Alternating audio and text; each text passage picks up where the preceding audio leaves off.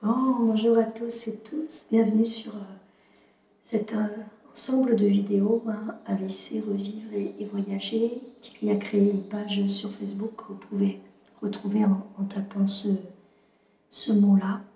Et puis, voilà, on va partager un petit peu des expériences, du vécu, parce que je crois que tout est universel dans la façon dont on vit les chocs. On le sait au niveau psychologique, on traverse tous les mêmes étapes, et d'avoir un témoignage, ça donne du concret à la réalité.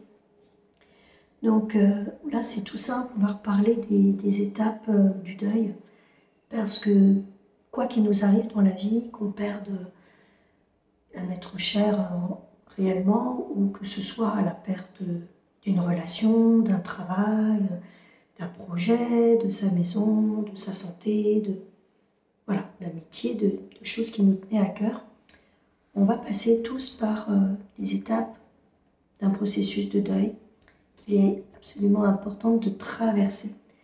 Alors je vais vous les donner les 5, mais bien évidemment, c'est pas linéaire comme ça, on fait des allers-retours, et puis c'est plein de deuils successifs, parce que c'est pas qu'un deuil. Par exemple, là, pour Thierry, il y a le deuil de sa santé, mais il y a le deuil de notre ancienne vie, il y a le deuil de la retraite qu'on aurait voulu, voilà, c'est plein de deuils qui, à chaque fois, du coup, ne sont pas toujours au même moment du processus et s'entremêlent, ce qui fait que ça joue un petit peu au yo-yo, mais au moins, quand on connaît ces 5 étapes, on peut identifier où on en est dans le processus, puisque, bien évidemment, il va falloir traverser les 5 pour passer à la guérison. Alors, il y a une étape qui est un petit peu hors étape, c'est au moment où on apprend la nouvelle, comme quand on apprend voilà, un décès, ou que quelqu'un nous quitte, ou que d'un coup il y a eu je sais pas moi, une catastrophe naturelle, ou là, un AVC. Il y a un temps d'abord de sidération, mais le cerveau,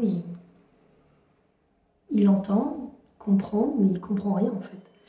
Donc moi, par exemple, pour revenir dans du concret, ça fait un jour ou deux qu'il n'est pas très bien, on a vu le médecin, ouais, ça a l'air d'aller, c'est sûrement des vertiges, et puis c'est quand même bizarre, et puis l'intuition me dit ça va pas, et donc oui, on va passer un IRM, mais on va passer un IRM pour contrôler juste. Et là, voilà, il y a cette scène qui est encore dans ma tête où le neurochirurgien sort et me regarde. Alors il n'y a que maman que je comprends, mais je sais bien qu'il me regarde bizarre, mais moi je ne peux même pas traduire comment il me regarde, je ne peux même pas y voir quoi que ce soit. Je ne comprends même pas, c'est grave. Parce que la sidération, c'est un moment où ça va être tellement violent, tellement brutal qu'en fait on se protège.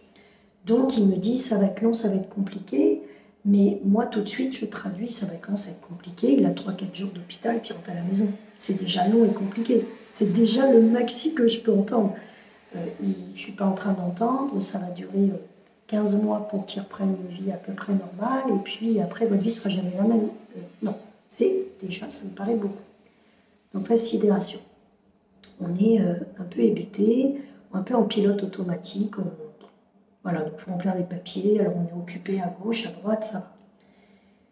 Ensuite, quand véritablement on rentre dans le processus et qu'on se rend compte que là, ah ouais, d'accord, là les médecins m'expliquent, ça va être long, ils me disent votre mari déjà va sûrement peut-être pas s'en sortir, et s'il s'en sort, ça va être un légume, ou si c'est pas un légume, ça va être une cata. Ok. Donc là, moi je suis restée un moment quand même en bug. Je ne suis pas rentrée dans la colère, j'arrivais pas. J'étais dans c'est là. Alors il y avait une part de sagesse que je chantais en moi, parce que cette expérience on l'a déjà connue, puisqu'on a commencé notre vie, il avait 20 ans, et moi j'en avais même pas, j'en avais 17 et demi avec son accident de moto. Il a déjà vécu Réa, il a déjà, enfin, tout ce qu'on a vécu là, on l'avait déjà vécu très longtemps avant. Ça nous a vachement aidé, on en reparlera. Mais du coup, je suis restée un bon moment avec à la fois ces deux parts de moi, une part de sagesse qui accueille les choses de la vie comme elles sont et qui était dedans en fait, qui s'investissait dedans. Puis je vois bien qu'au niveau de mon mental et de la compréhension, c'était Alors ensuite, il y a la phase du processus se met en place quand colère arrive. Donc la colère, ça ne veut pas forcément dire qu'on casse tout et qu'on démonte tout, mais ça veut dire qu'il y a ce sentiment qui commence à monter de pourquoi nous, mais pourquoi ça nous arrive, on allait avoir la retraite, on avait notre Harley, on devait voyager heureux, Thierry venait de finir un gîte, où il devait commencer doucement à lever le pied.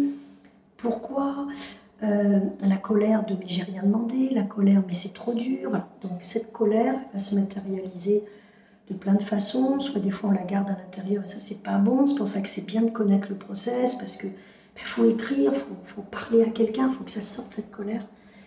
Et puis hélas parfois elle va un peu sur l'extérieur, on s'énerve après les autres, mais donc comprendre le processus de colère, c'est aussi voir que c'est normal de trouver que c'est pas logique. Et pourquoi nous, et pourquoi comme ça, et qu'est-ce qu'on a fait pour mériter ça.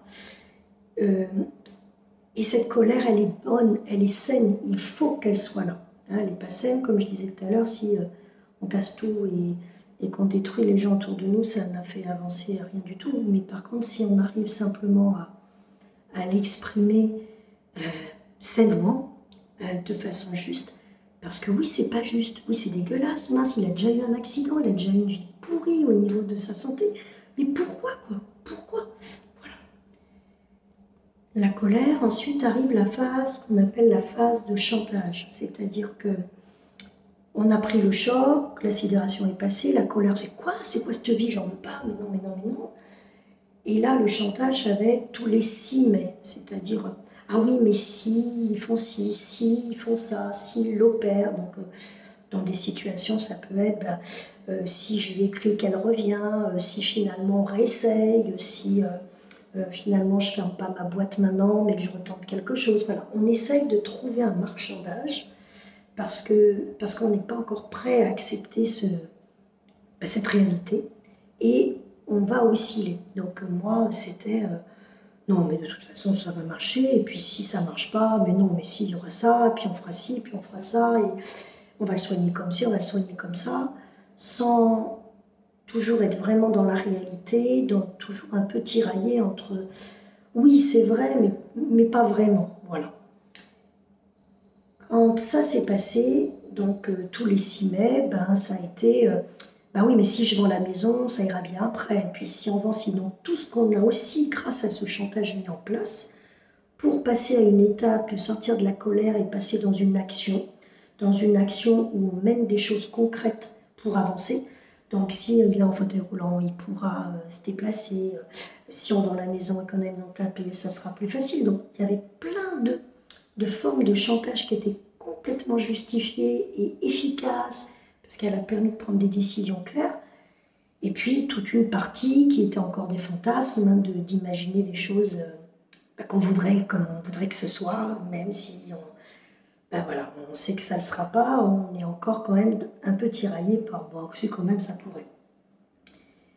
Allez, la phase 4, c'est la phase de tristesse. Donc là, on vient de comprendre qu'on a beau essayer de tirer la corde par les deux bouts, elle est pétée la corde, hein. Donc c'est pas la peine. Donc dans une rupture, c'est non, j'ai beau avoir essayé, j'ai envoyé des fleurs, j'ai fait des lettres, j'ai fait plein de trucs, elle n'est pas revenue ou il n'est pas revenu. J'ai essayé de remplir les comptes de ma société, j'ai essayé de trouver des nouveaux clients, j'ai essayé de prendre des crédits, mais non, ma boîte, il faut que je la ferme, je suis faillite. Voilà, je vous donne des exemples où vous verrez, nous c'était, voilà, j'ai donné tout ce que je peux, j'ai été voir tous les médecins possibles, on a fait tout ce qu'on pouvait, on a changé de maison, on a vendu tout ce qu'on avait, on a réadapté notre vie. Mais en même temps, c'est pourri, quoi. C'est encore vachement dur et c'est encore très dur et la vie d'avant, on l'aura plus.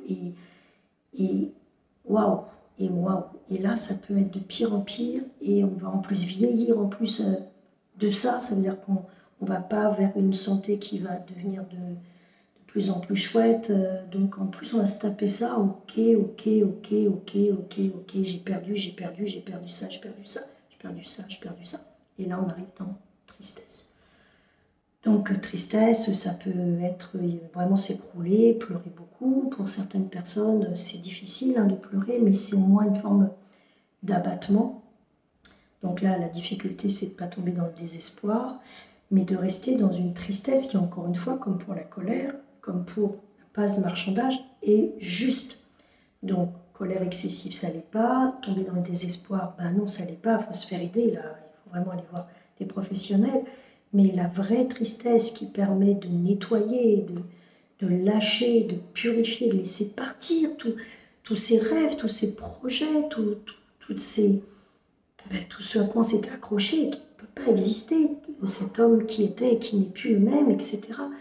Ben, c'est une colère de guérison, une tristesse, on était à la tristesse de guérison qui permet, les larmes permettent de nettoyer, ça permet de lâcher encore, de renoncer, mais de renoncer sagement à je vais arrêter de m'accrocher aux branches, quoi. Ça n'existera plus. Donc maintenant, il va falloir que je vive avec, donc ça ne sert à rien. Allez, je lâche. J'accueille, je lâche, et oui, je suis triste, et oui, il y a un chagrin qui ressort. Donc là, pour moi, c'était d'abord les chagrins qui n'étaient pas sortis au départ, hein. Le chagrin du choc, le chagrin de... Et puis après, tous les chagrins de toute cette vie qu'on avait rêvé, puis qu'on n'aura pas. Et puis le plus gros des chagrins, c'est le chagrin que j'ai dans mon cœur pour mon mari, que j'aime, que je vois tellement souffrir, tellement se débattre, tellement avoir du courage, que j'ai un chagrin fou pour lui. Et puis arrive un moment donné où je suis tombée aussi sur mon chagrin à moi.